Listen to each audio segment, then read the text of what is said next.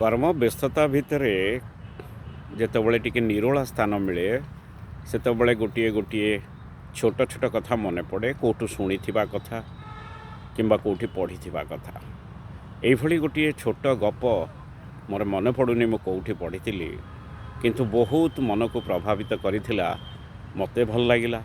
तेणु मत लगिला जे मु जदि आउ दुई चार जन को शुणेली पारिली से हुए भल लगी पारिबो। एटा समाज पाई जीवन पाई परिवार पाई व्यक्तिगत जीवन पाई बहुत बढ़िया कथाटी परि मते लागिथिला। गोटे परिवार रे बुढ़ा बापा अवसर नहीं भल चाकरी बाकरी करुथुले एवं तांकर पुओ बहु नातुणीटीए। बापा सबुदिन बेस हस खुशी रे बुलाबुली करती बजार जाती सांग मान सहित मिसती बुढ़ा बापा पुणी घर को आसिकी बहु सहित नातुणी सहित खेलती। हठात दिने बहु लक्ष्य कले 2-3 दिन है बापा चुपचाप बसुचंती कौन सी कथार आग्रह रखुना अन्य मनस्क होइकी खाऊचंती।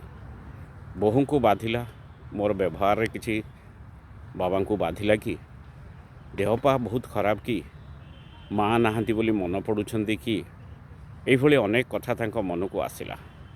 पैसा पत्र दरकार कि मने मने सब कथा बापा को पचारे बापा देह खराब रोचे कि बापा मो व्यवहार खराब लगी कि आउ कौन कथा अच्छी कि बों को कथा मन पड़ुछि कि। ससुर किंतु चुप रहिले। 3 दिन 4 दिन पर पुओ आसिले आसु आसु बहु तांको कहले शुणुछ मु गोटे कथा कहबी बापा कहीं 3-4 दिन है भल लगुना चुपचाप बसुचंती मन खराब कर बसुचंती तमें तांको टिके पचार।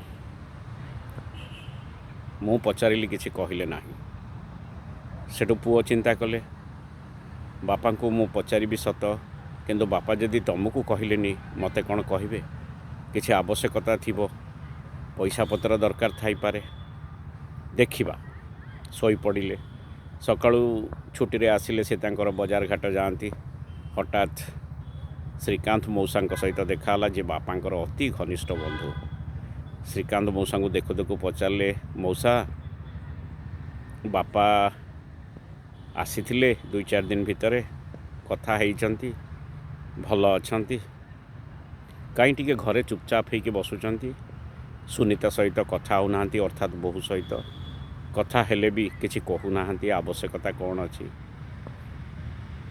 सेठू मौसा सांगे सांगे गोटे कथा कहले अरे बापा तोर कहूला तीर्थ टिके जीव बनारस हेई विभिन्न भारत भ्रमण रे सांग माने 15 दिन पर जाउछंती 30,000 टंका दरकार ताकू एवं ता पाखरे एते पैसा नाही तते मागिबा पई भी तार इच्छा नहीं मन नहीं पुओ को पैसा मागिबो काले पुओ असुविधा थिबो।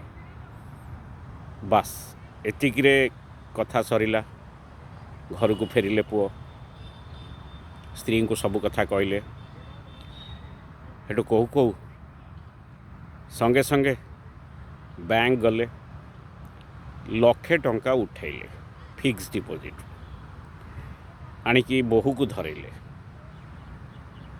बहु कहले नाई तुम्हें दबा ठीक हम पुओ हिसाब रे तुम पाई से एते करछंती मु देले भल हबनी कथाटा। सेठू बापा को खाइला बेले नहीं कि 1,00,000 टंका देले कहले बापा ये 1,00,000 टंकाटा रखी थाओ ना कहीं पुओ दौचु ताकू मोर 1,00,000 टंका कौन हम खाइबा पीवा तो तुम दौच सेवा तो तुम करुछ ना रखी थाओ बापा काम रे आसीबो।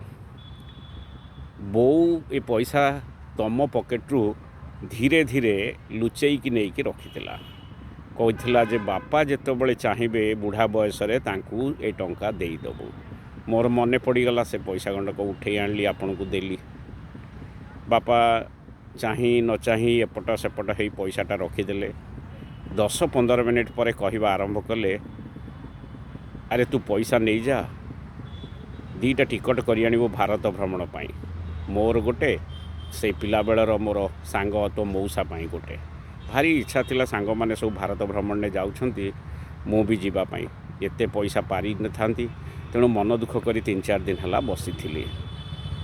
पुओ खुशी हो गले सांगे सांगे दुईटा टिकट करनेले बापा से मौसा 7 दिन पर बापा तीर्थयात्रा बाहरी गले 15 दिन बुलिकी आसिले आसिक बेस खुशीबासी कहले जे बहुत भल रहा भारत भ्रमण। यह सबुठारु आनंद देइथिला पुओ को बोहू को नातुणी को। सतरे पुओ बोहू जदि एभली न बुझी पारिबे कथाटी बड़ वयस्क लोकंकर ताहले संसार चलिबो केमती।